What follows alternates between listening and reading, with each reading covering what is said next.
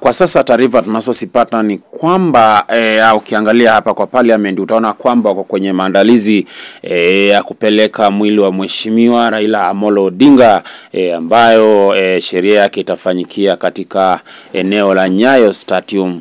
Ukiangalia hapa eneo bunge utaona kwamba kuna majaji wakiwa wamesimama katika eneo hili.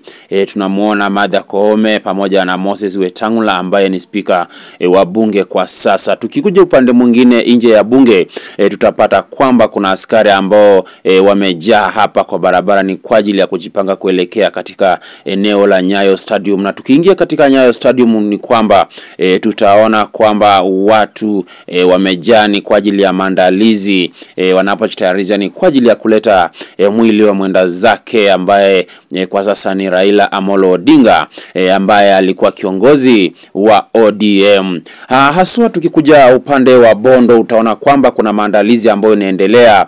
Vijana wamepewa kazi ya kutengeneza matent eneo ambalo pia tuseme mashishi itafanyikia. Turuti katika eneo bunge utaona kwamba tuko na mheshimiwa ambaye ni governor wa Homa Bay Madam Gladys Wanga akiwa katika eneo hili la bunge.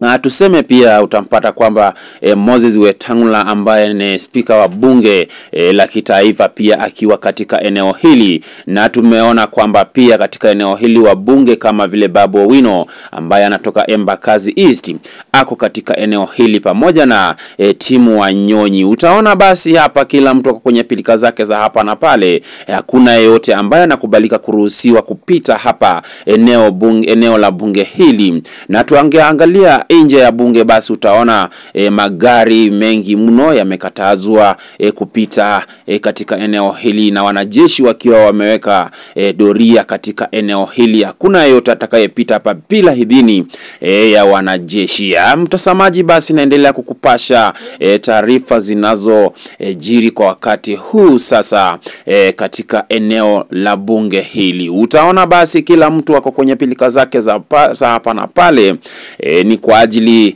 ya kuomboleza kifo cha mwenda zake mheshimiwa Raila Amolo Odinga. Gari linapofika katika eneo hili basi litakaguliwa na wanajeshi ili wahakikishe basi usalama wao uko sawa mno. Asante sana mtazamaji, basi popote ulipo vyovyote vitakavyokuwa vikiendelea katika eneo hili na mahali ulipo, nami nitaendelea kukupasha au kukujuza nachoendelea katika eneo hili. Na kama ni mara yako ya kwanza kuendelea kutazama hii runinga yetu ya Masasabi, na kuomba ukaweze kusubscribe, utani notification kila wakati tutakapokuwa tukiposti video zetu, utakuwa mtu wa kwanza kuona video zetu. Asante sana mheshimiwa pia mheshimiwa Ole Kina ambaye kwa sasa ni senator wa Narok pia ako katika eneo hili. Na ukiangalia katika lango kuu la bunge utaona kwamba msafara